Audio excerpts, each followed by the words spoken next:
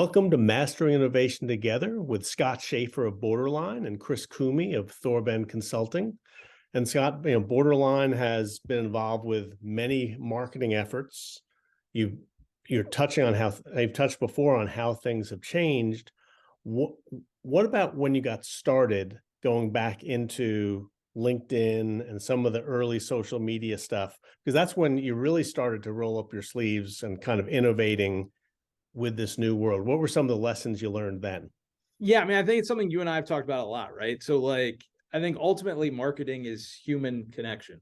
It's literally me looking at you, you looking at me, us having a normal conversation and figuring out how to very cleanly and simply articulate what we're offering and how that might be of value to an end user. So I think, for us going to the early days, LinkedIn provided a canvas where you could, kind of streamline that process, really spin up and grow audiences really quickly and automate that process. And it's something that we've done a ton of still to this day, of utilizing LinkedIn to create interpersonal human connections for clients. I mean, I think one of the things that we've done a really good job of is trying to identify, areas where, marketing and sales meet.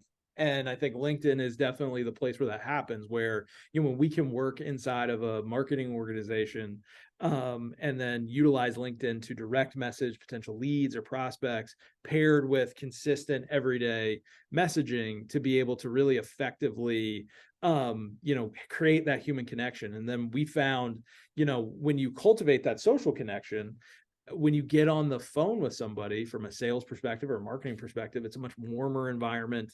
It's also just a really effective way if you've got an event or you've got, some sort of thing that you're trying to drive people to attend.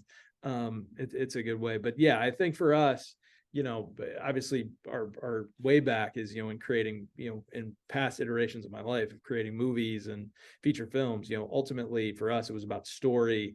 And then how do you tell those stories through a human way? LinkedIn seemed like a really viable way to do it. And it's still a really, really important tool we use today. So some of your clients are businesses, but then you're also, one of your big clients is the federal government.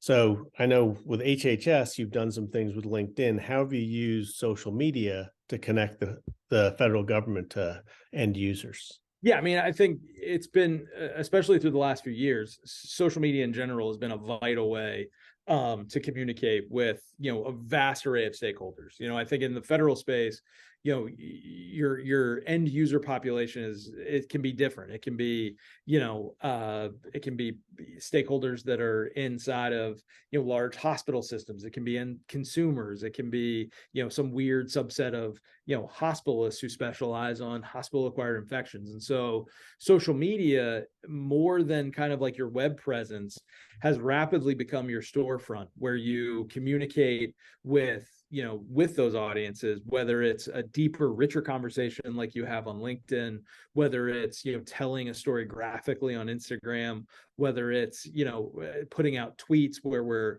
engaging with, funded researchers, or we're trying to get people to submit grant proposals for funding.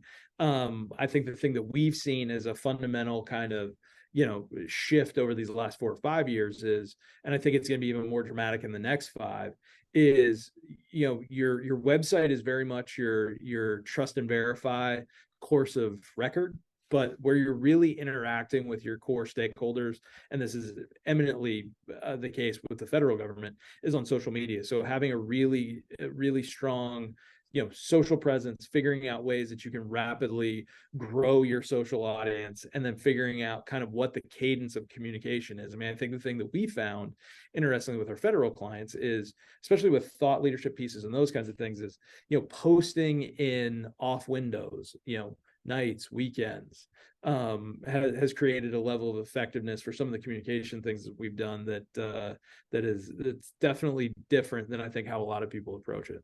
Yeah, I think with the cloud and with social media in the cloud, part of it is just getting people to think bigger about what's possible. Because it used to be, even the federal government, they had their very immediate stakeholder. Was, if it was IT, it was the person that was sitting next to the computer or using it out there. But now it's allowed the stakeholders they've always been stakeholders, but now you can be relevant to a much broader audience, whether it's and beyond even just in the US, it can go international as well. Yeah, you got to meet people where they are. The challenge that marketing 10 years ago presented is people were meeting you where you were, right? So your website was where you were.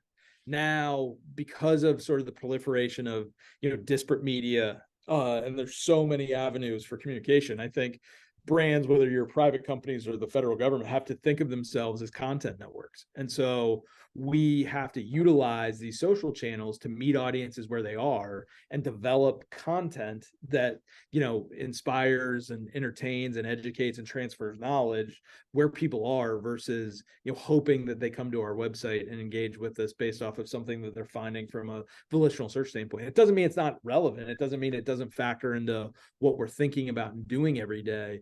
But I think where we think first is meeting people where we are, and then getting them to where we are second. Yeah, back in the 90s, your website was like a brochure. Yeah. And then it got all these activities, and now it's almost back to being a brochure or a resume. It's basically people go there to verify. Yeah, it's a verification thing, right? Like if we promote something to research, like we have a private sector client who is selling a SaaS solution for researchers, and so researchers as a general audience, we'll tell them something on social media, we'll tell them something in sales meetings, and where your website's really important is when they search from a Google standpoint, they say, okay, what are the best tools for getting through the IRB process? You better be in the top results, so it verifies you in that regard, and what they're seeing on your website verifies it. But to your point, you're 100% right. Your web presence is a verification tool. Your social presence is much more your marketing and communications presence. Yeah, and it's showing how you're relevant to people. And at the end of the day, if you're not relevant, then no one's going to pay attention. Exactly. And it's never more important to figure out how to tell stories, right? So like that's where video is crucially important.